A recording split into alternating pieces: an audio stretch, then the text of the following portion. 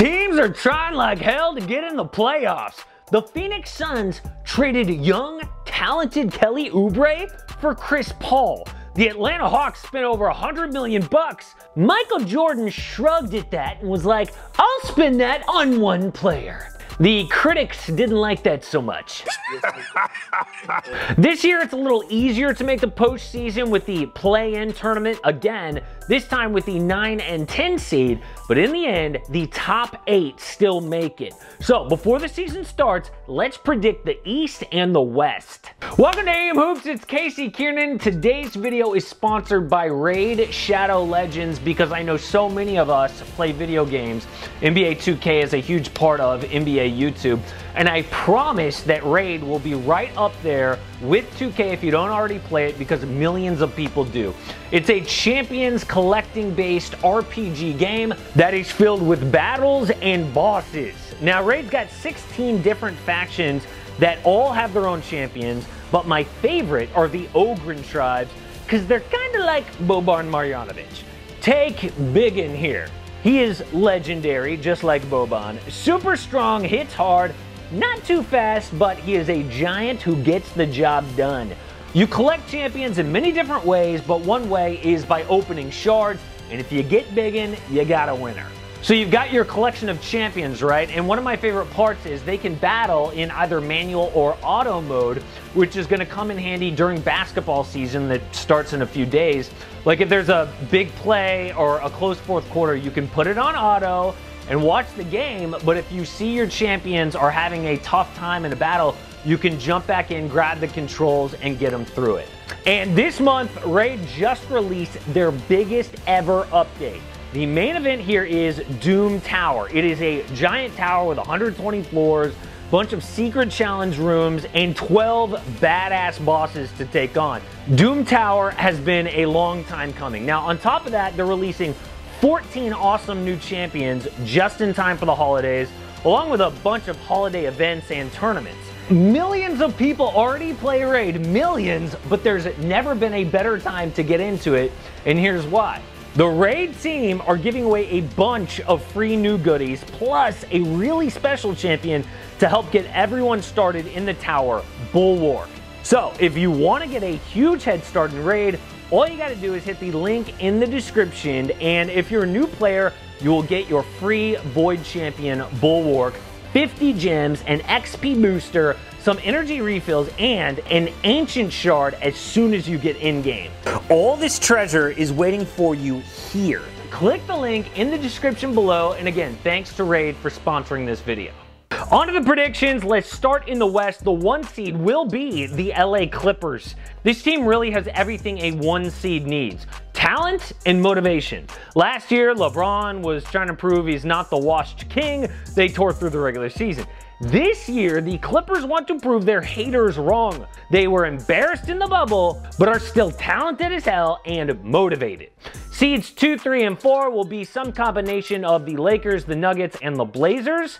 The champs improved their roster with Montrezl Harrell, Dennis Schroeder, and Wes Matthews. The Nuggets lost Jeremy Grant, but signed JaMychal Green. They'll be awesome with Jamal Murray taking another leap. Portland is the interesting pick here. So many people are selling their Blazers stock because they barely made the playoffs last year. I am buying. They are healthier with Jusuf Nurkic back. They improved defensively, acquiring Robert Covington and Derrick Jones Jr. Damian Lillard will have an MVP type season. I am all in on Portland. 5, 6, and 7, the Jazz, the Mavericks, and the Warriors. The reason I'm lumping them all in is it could be in any order, really. Every year, the West seeds are separated by 1 or 2 games, if that. Utah didn't do much in the offseason. The Mavs could take a leap, but Kristaps Porzingis isn't back till January. It'll take him a while to readjust too after knee surgery. The Warriors take the spot of Oklahoma City, who don't make the playoffs. Golden State, a 7 seed, is actually good for them. ESPN's analytics predict 14th. But the number 8 seed goes to the Phoenix Suns, just above the New Orleans Pelicans. I like the Suns because they add a winning veteran to a team already led by an all-star and a #1 overall pick entering his 3rd season. That has playoffs written all over it.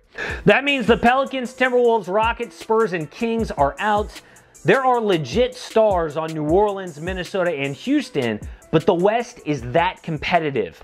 Okay, let's go to the East, and the 1 seed is the Bucks again. Just like the Clippers, this team has that 1 seed formula, talent plus motivation. How embarrassing was it to lose in 5 to the Heat? Now they are better with Drew Holiday, and they get the NBA's best record a 3rd straight year. Next is Brooklyn. No team has the talent and depth of the Nets. Kevin Durant's health is a question mark, so they could slip to 5th potentially, but right now I think they have a lot to prove, and they will.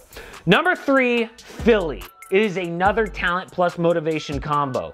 Joel Embiid and Ben Simmons have different tools to work with. A new coach in Doc Rivers, shooters in Danny Green and Seth Curry, and a new front office to mix things up. I'll admit last year I looked pretty dumb betting on this team, but I do think this season is different. And the 4th seed is the Miami Heat. The bubble was not a fluke, but I'm not as high on Tyler Hero as the rest of you.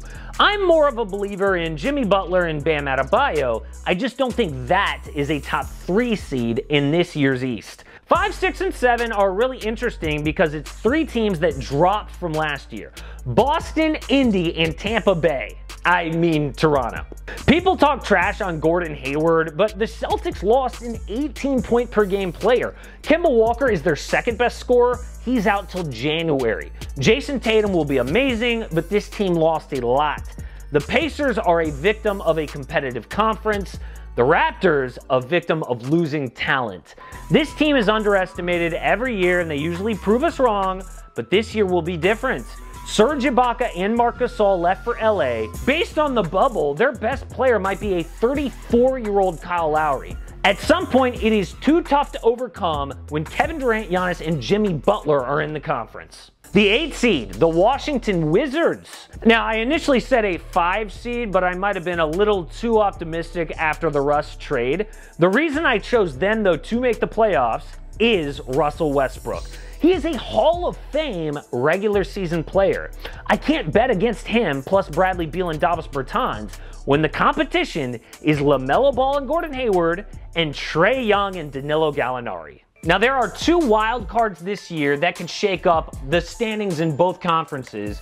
One is James Harden. He could get traded to, I don't know, the Cleveland Cavaliers, and they'd have a chance to make the playoffs. The other unknown is COVID-19. Luka Doncic said he thinks the secret to this year is who can stay healthy, and I agree. A top 3 seed could lose a key player and have a big fall in a 72-game season. You guys know that I own up to my mistakes when my predictions are wrong. Let me know what you think will happen down below in the comments, but these are my official preseason predictions. Support AM Hoops and click subscribe. Don't miss a daily NBA video.